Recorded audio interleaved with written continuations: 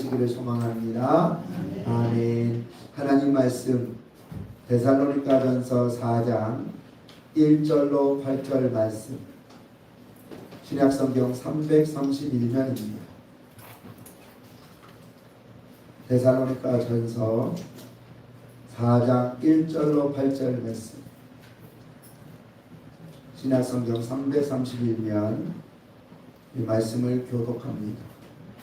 그러므로 형제들아, 우리가 끝으로 주 예수 안에서 너에게 구하고 권면하노니, 너희가 마땅히 어떻게 행하며 하나님을 기쁘시게 할 수 있는지를 우리에게 배웠으니 곧 너희가 행하는 바라 더욱 많이 힘쓰라. 우리가 주 예수로 말미암아 너희에게 무슨 명령으로 준 것을 너희가 아느니라. 하나님의 뜻은 이것이니 너희의 거룩함이라 곧 음란을 버리고 각각 거룩함과 준비함으로 자기의 안에 대할 줄을 알고 하나님을 모르는 이방인과 같이 세욕을 따르지 말고 이 일에 문제를 넘어서 형제를 대하지 말라. 이는 우리가 너희에게 위임하라고 증언한 것과 같이 이 모든 일에 주께서 신원하여 주시니라. 하나님이 우리를 부르심은 부정하게 하심이 아니요 거룩하게 하심이니, 그러므로 저버리는 자는 사람을 저버림이 아니요 너희에게 그의 성령을 주신 하나님을 저버림이니라. 아멘. 지난주에 월드컵이 시작이 됐는데요, 월드컵을 앞두고 한 방송사에서 지난 2002년 한일 월드컵을 되돌아보는 프로그램을 방송한 적이 있습니다. 지금 솔직히 월드컵 시작했어? 라고 하시는 분들도 있을 겁니다. 그만큼 우리 축구가 관심도 뭐 이런 기대도 없을 만큼 많이 지금 연약해졌는데요. 다시 보는 2002년에 우리나라는 약팀이 아니었어요. 세계 4위라는 결과물에 어울릴 만큼 아주 강력한 팀이었습니다. 물론 지금도 그거 실력도 안 되는데 개최국이라서 그런 거 아니야? 라고 좀 폄하하시는 분들도 있지요. 물론 실력으로만 한 건 아니에요. 물론 있죠. 이 어드밴티지가 없으면 어떡해요. 그러나 그것만 가지고 4등을 한 건 아니잖아요. 우리가 다 알고 있어요.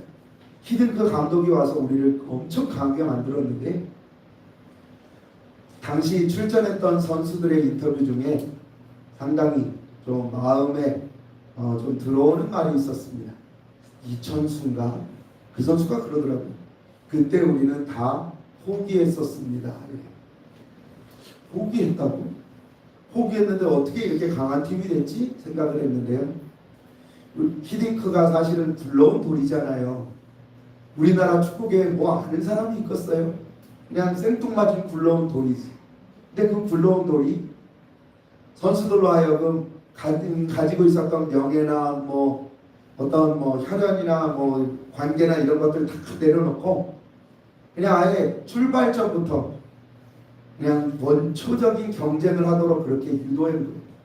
그래서 서로 다 기득권을 내려놓고 동일한 위치에서 주전자 자리를 놓고 경쟁하다 보니까 자기도 모르게 이게 실력이 성장한 거예요. 당시 월드컵 전에 우리나라가 얼마나 형편이 없었는지 기억나십니까? 월드컵에 여러 번 출전했는데 단 한 번도 승리한 적이 없었어요. 2002년 전에는. 그리고 월드컵 전에 프랑스와 친선 경기했거든요. 그때 히딩크 감독이 별명을 하나 얻었습니다. 5대0. 왜 5대0이었을까요? 0대5로 졌거든요. 그것도 봐줘서 졌어요. 야, 이래가지고 월드컵 가겠냐? 가서 뭐 하겠냐? 우리가 막 그렇게 실망할 때였어요. 그런데 뚜껑을 여니까 전혀 다른 팀이었어요. 그때 히딩크가 믿어달라고 했거든요. 내가 보여준다고. 진짜 보여주더라고요. 폴란드와의 첫 경기에서 2대0으로 승리하면서 이 월드컵 역사상 첫 번째 승리를 거두더니 7경기에서 3승 2무 2패의 성적으로 4위까지 올라갔습니다. 꺾은 팀도 포르투갈, 스페인 막 거기 어디였죠? 그리고 나중에 이탈리아까지 꺾었죠.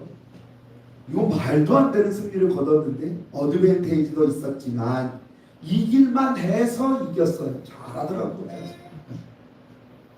이 경기로 인해서 이런 성적을 거두면서 그때부터 박지성 같은 선수들이 외국의 유명 클럽에 스카웃돼서 이렇게 활약하는 사람들이 많아지게 됐는데요. 그때 분위기에 대해서 이영표 선수가 한마디 하더라고요. 처음에는 안 되는 줄 알았대요. 체격도 크고 실력도 좋고 0대 5로 깨지고 왔으니 야 이거 안 되겠다 했는데 슬쩍 한번 부딪혀 보니까 이거 비벼볼만 하겠는데 그런 생각이 들더라는 거예요. 한 번, 두 번, 세 번 할수록 야 이거 되겠다 그런 마음이 들어서 열심히 했다는 거예요.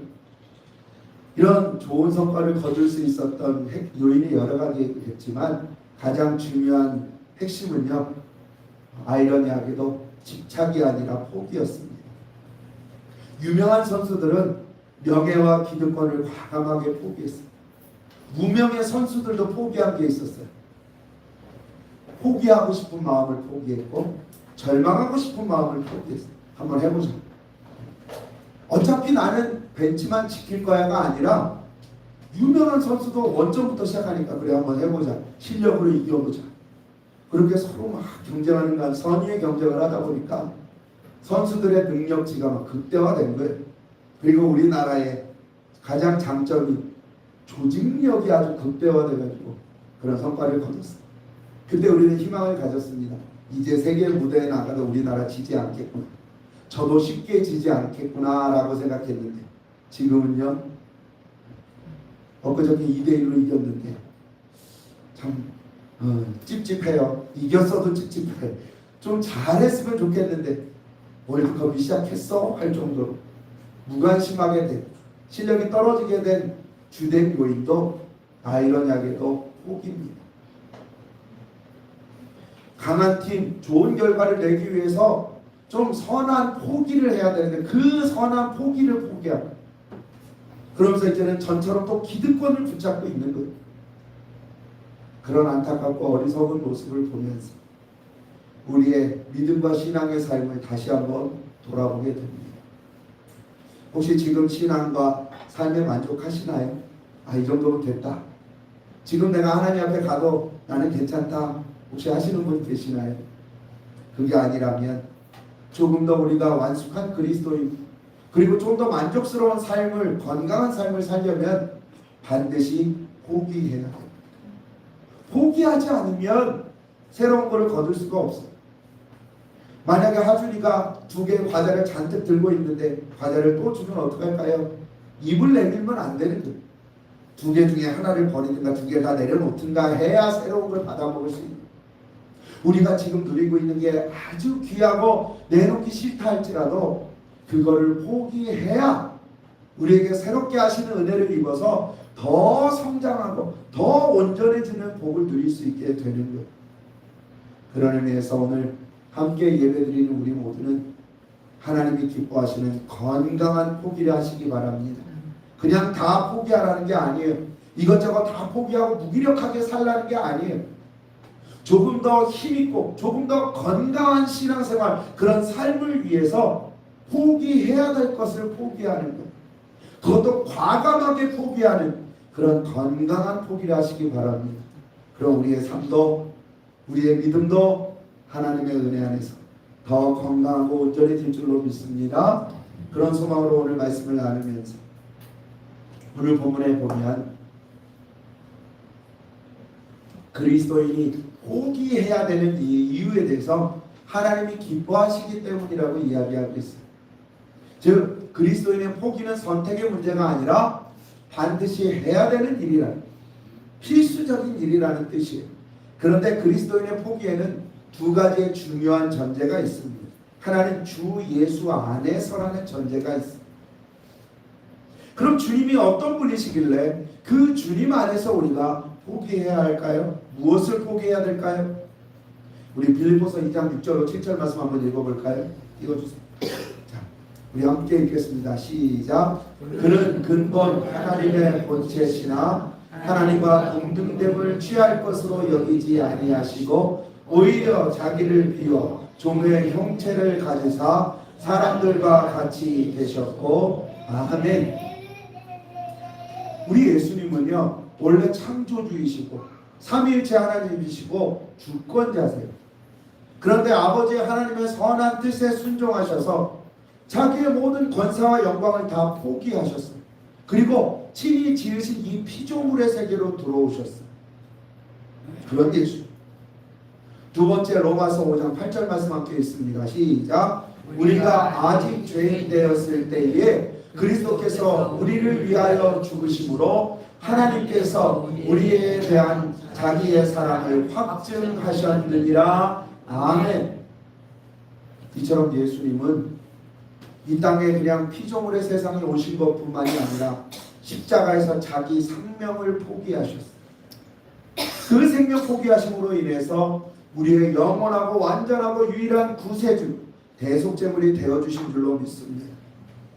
그런데 이것뿐만이 아닌 하나를 더 포기하셨어요. 로마서 8장 34절 말씀입니다. 시작. 누가 정죄하리요? 죽으실 뿐 아니라 다시 살아나신 이는 그리스도 예수시니 그는 하나님 우편에 계신 자요 우리를 위하여 간구하시는 자식이라. 아멘. 지금까지 창조주요 주권자로서의 권세도 포기하신 분, 십자가에 내서 자기의 생명도 포기하신 분. 그런데 그게 포기가 끝인 줄 알았는데 아직도 포기하실 게 남았어요. 자존심. 나를 구원하신 예수님은 지금도 나의 구원이 계속 이어지고 더 믿음이 성장하게 하시려고 지금도 보좌 앞에서 하나님으로서의 자존심을 다 포기하시고 아버지 하나님께 눈물로 간구하고 있어요. 예수님뿐만이 아니에요. 성령도 우리 안에서 말할 수 없는 탄식으로 우리를 위해 간구하신다고 했어요. 세 가지입니다. 하나는 주권자로서의 권세를 포기하시고, 그리고 두 번째는 생명을 포기하셨어요. 그리고 마지막은 자존심까지 포기하셨어요. 예수님의 포기하신 모습을 보면서 우리는 어디까지 포기할 수 있을까요? 예수님이 우리의 삶과 신앙의 본이시라면 예수님이 포기하신 것들은 곧 우리가 포기해야 될 그런 건강한 포기의 내용들인 거예요. 만약에 내가 누리고 있는 기득권을 포기하라고 하신다면 포기할 수 있으신가요? 만약에 누군가를 위해서, 특히 하나님을 위해서 생명까지 내어놓으라고 하시면 포기하실 수 있나요? 거기까지 그래도 좀 어렵다 쳐요. 그런데 하나님을 위해서 내 자존심을 포기하라고 하면 포기하실 수 있나요? 저는 참 그게 어렵더라고요. 이 중에 하나도 쉽지 않습니다. 그런데 성경은 주 예수 안에서 우리를 포기하라고 말씀하고 있습니다. 그 얘기는 주 예수 안에서라는 말은 주님처럼 포기하라는 뜻이에요. 그리고 주님과 함께 포기하라는 뜻이에요. 우리 한번 따라해 주시면 감사하겠습니다. 주님과 함께 포기하겠습니다. 주님처럼 포기하겠습니다. 아멘. 내 마음, 내 뜻대로 포기하려면 그건 진짜 어려운 거예요. 그런데 나를 위해 기꺼이 포기하신 주님과 함께 주님이 하신 것처럼 포기하는 것은 우리에게는 마땅히 행할 일이에요. 그래서 포기할 수 있는 거예요. 물론 쉽지 않아요. 그러나 주님이 하신 것처럼 포기하기를 힘쓰고 그런 결단으로 주님과 함께 포기하면 나를 위해 모든 것을 기꺼이 포기하신 주님, 지금도 나를 위해 자존심까지 포기하신 주님이 우리가 기꺼이 포기할 수 있도록 도와주시기 바랍니다. 그렇게 주님처럼 또 주님과 함께 건강한 포기를 하는 우리 교회 되시기를 소망합니다. 이 중에 한 가지도 포기하기 어려운 일이지만 주님은 마땅히 포기할 수 있도록 우리의 삶을 채워주실 줄로 믿어요. 그리고 또 하나 중요한 전제는 예수님처럼 포기해야 이론이 실제가 된다는 거예요. 그래서 포기해야 되는데 그냥 포기하는 게 아니라 우리 1절에 보니까 1절 말씀 다시 한번 읽을까요? 시작. 그러므로 형제들아 우리가 끝으로 주 예수 안에서 너희를 구하고 권면하노니 너희가 마땅히 어떻게 행하며 하나님을 기쁘시게 할 수 있는지를 우리에게 배웠으니 곧 너희가 행하는 바라 어떻게 해요? 더욱 많이 힘쓰라. 아멘. 야, 너 힘쓰는 거 알아. 근데 그 가지고는 안 돼. 조금 더. 언제까지요? 조금 더. 내가 만족할 때까지. 하나님 언제 만족하실까요? 하나님 나라에 이르게 되면 끝이에요. 예수님이 우리를 위해 간구하신 자존심 버리시는 건 언제까지냐면 우리가 천국문에 들어가면 끝나는 거예요. 그 전까지는 끝까지 자존심을 하나님 앞에 내세우지 않으시는 거예요. 그런 주님의 뒤를 따라가면 우리도 그런 삶을 살아야 돼요. 그래서 더욱 많이 힘쓰라고 했는데요. 이것은 단순히 조금 더의 의미만 있는 건 아니에요. 왜냐하면 여기서 더욱이라고 번역된 원어는 앞에 거보다 뒤에 것을 더 강조할 때 쓰여지는 말이기 때문에 그래요. 그럼 앞에 게 뭐고 강조되는 뒤에 게 뭐냐? 이 1절을 읽어보니까 우리에게 배운 대로 우리에게 배운 바 곧 너희가 행하는 거라고 얘기했잖아요.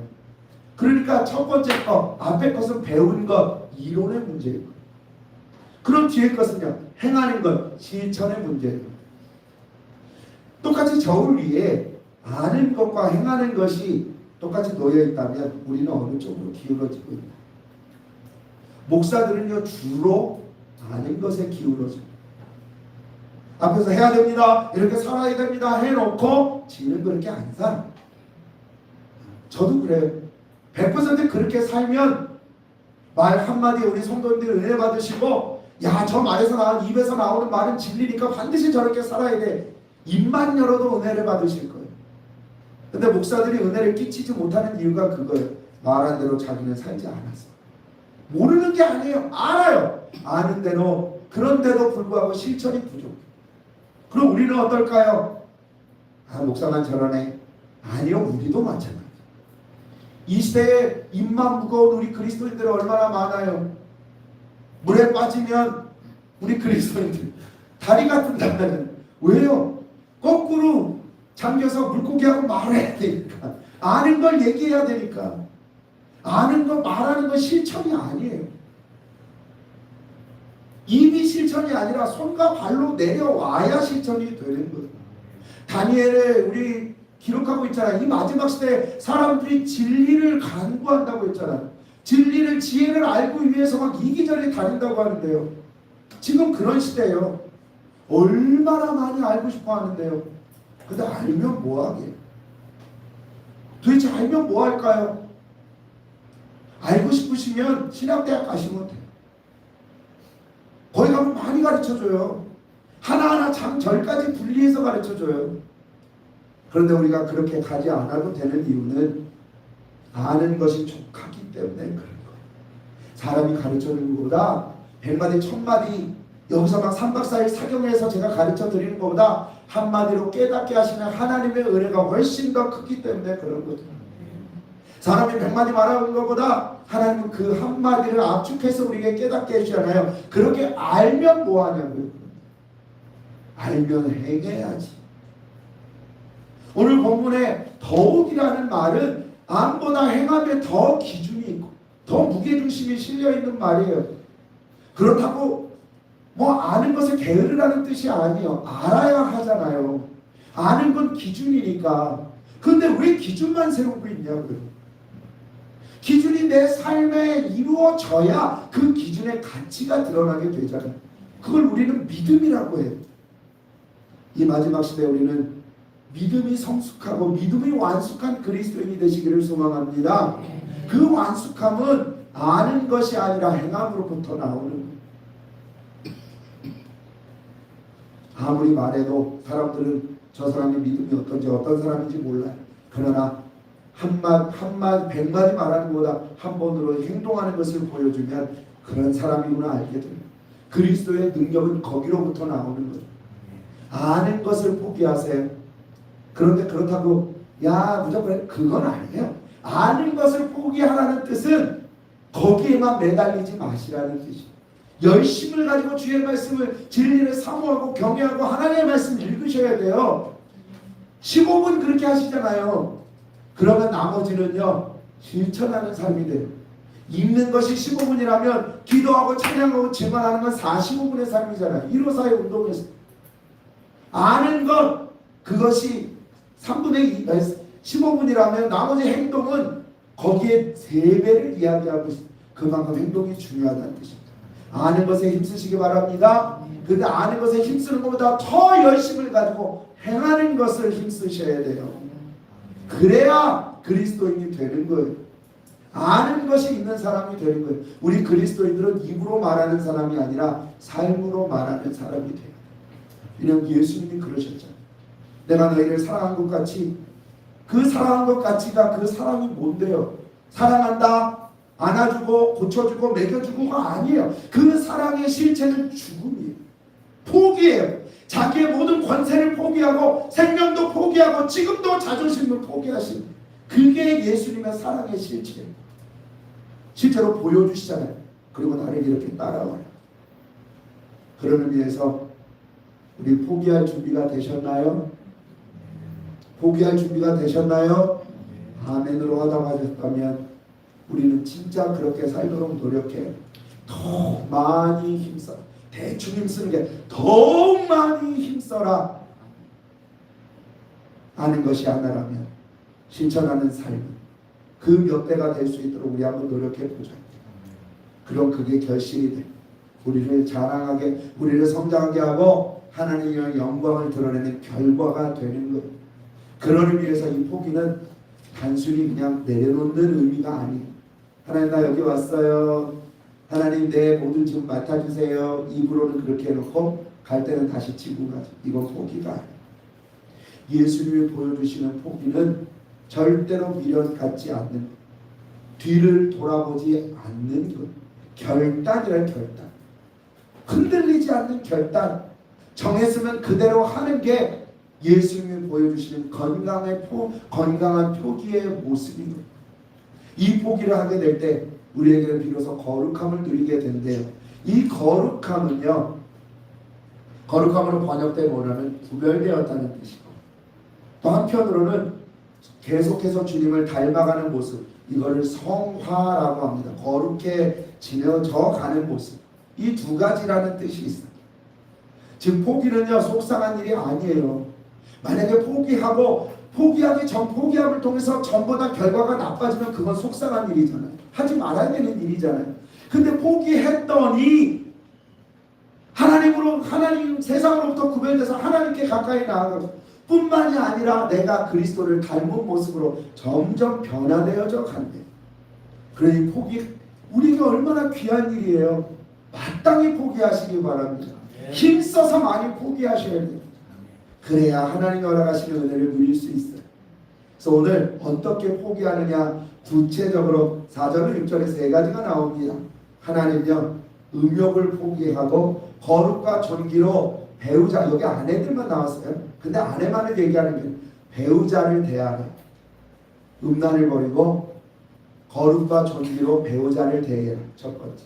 두 번째, 하나님을 모르는 이방인처럼 세욕을 따르지 말아라. 두 번째. 세 번째는 형제를 해하지 말라. 3가지. 그런데요, 이 3가지 행함은요, 결국 하나님이 원하시는 합당하고 바른 태도를 말하는 것. 근데 이게 선택의 문제가 아닌 건 7절과 8절에 기록되어 있는 말씀 때문에 그래요. 하나님이 이 뜻은 사람을 통해서든 깨닫게 하셨을 거 아니에요.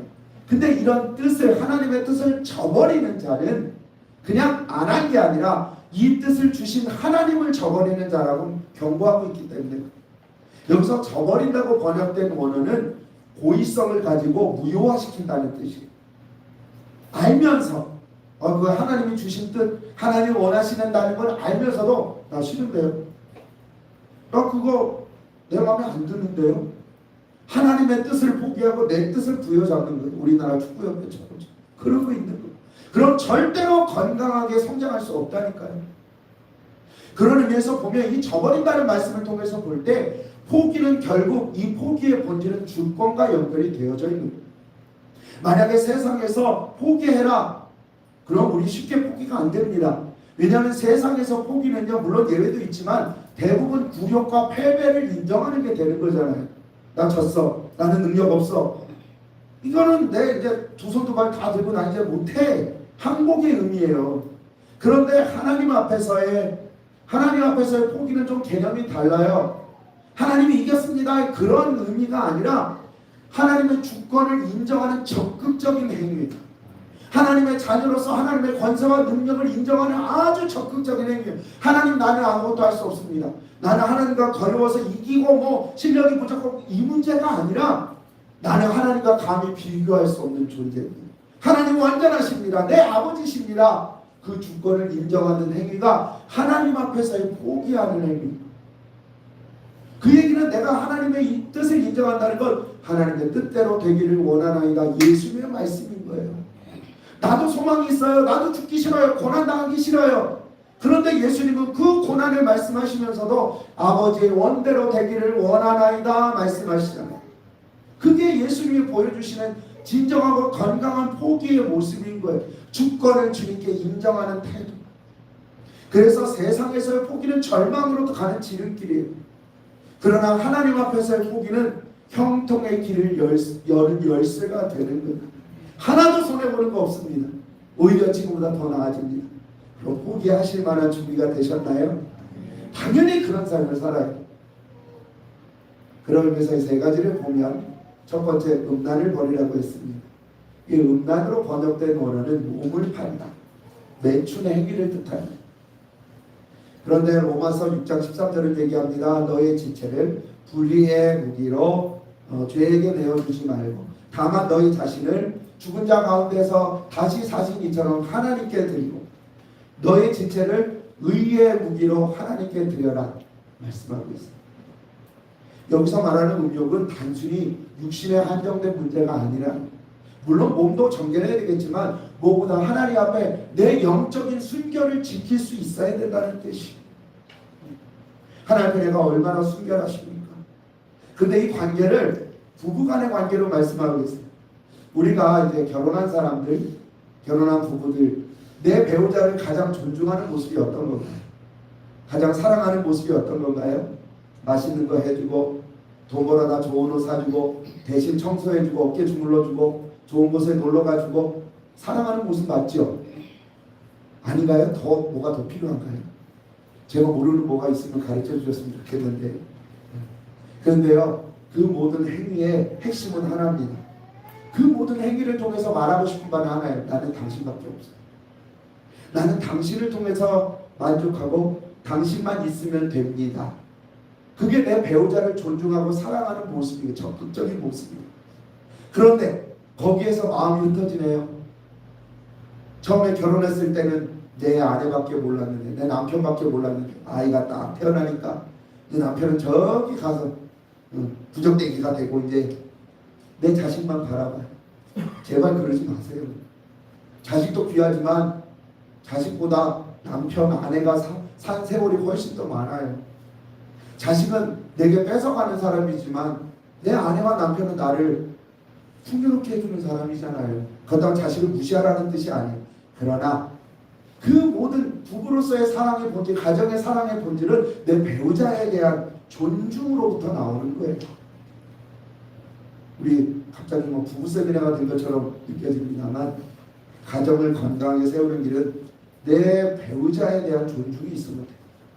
그럼 그 사랑 안에 내 자녀도 아름답게 세울 수 있는 거예요. 근데 가정에서는 이게 괜찮은데, 만약에 내 배우자를 향하던 눈빛이 다른 남자, 다른 여자를 향하면 어떻게 돼요? 그건 불륜이죠. 아니, 목사님 모텔에 들어간 것도 아닌데요. 아니요, 예수님 말씀하셨어요. 누구든지 여자를 보고 음욕을 품는 자는 이미 그 사람은 음란의 죄를 범한 거예요. 몸의 문제가 아니라 마음이 이미 동하였다면 그건 죄를 지은 거예요. 예수님이 이렇게 오늘 말씀을 통해서 하나님이 우리에게 부부의 관계를 통해서 음란을 설명하신 이유가 있어요. 부부도 마음을 지키는 게 그에 대한 사랑을 지키는 거고, 그 사랑을 지키면 몸도 지켜지는 거잖아요. 우리가 하나님 앞에 순결한 믿음을 지키는 건 이 부부관계랑 똑같아요. 하나님께만 마음을 두는 거예요. 하나님 이외에 마음을 흐트러지기 시작하면 그때부터는 우리는 음란의 죄를 짓는 거예요. 아니, 무슨 말씀이세요? 아니요. 우리 고난주간에 죄에 대해서 다룰 때 음란의 정의를 말씀드렸어요. 그거는 꼭 성에 대한 문제를 저지른 것만을 얘기하는 게 아니에요. 하나님만 향하던 마음이 두 갈래 세 갈래 다른 대상으로 갈라지는 게 곧 음란의 죄예요. 우상숭배는 곧 음란의 죄와 동일한 죄입니다. 우리가 만약에 하나님 이외에 다른 것으로 마음이 쏠려 있다면 그건 이미 우리는 음란죄를 짓고 있는 거예요. 그럼 어떻게 해야 될까요? 흐트러졌던 마음, 내 남편, 내 아내를 보면서 다잡으면 그러면 회복이 되잖아요. 마찬가지. 우리가 흩어졌던 우리의 시선을 하나님께로 두고 흩어졌던 마음을 하나님께로 집중하면요, 다시 내 영적인 순결함이 회복되어지는 거예요. 하나님을 보면 나머지 내가 봐야 될 것들은 하나님이 대신 봐주시고 하나님이 대신 그 사람에게 내가 베풀 수 있도록 허락해 주시는 거예요. 하나님 안에서 내 순결함을 지켜나가시는 우리가 되시기를 소망합니다. 음란은 반드시 우리가 포기해야 돼요. 세상에 얼마나 많은 유혹이 있나요? 내 뒤에 들려지는 달콤한 소리들, 내 눈앞에 눈만 감아도 아른아른한 것들 얼마나 많이 있어요. 그것들이 결국 우리를 현혹시키는 거예요.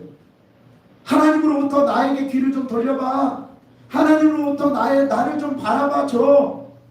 자꾸 우리를 음란의 죄를 짓게 만들고 영적 순결을 파괴하게 만드는 그런 더러운 음녀의 유혹일 뿐이에요.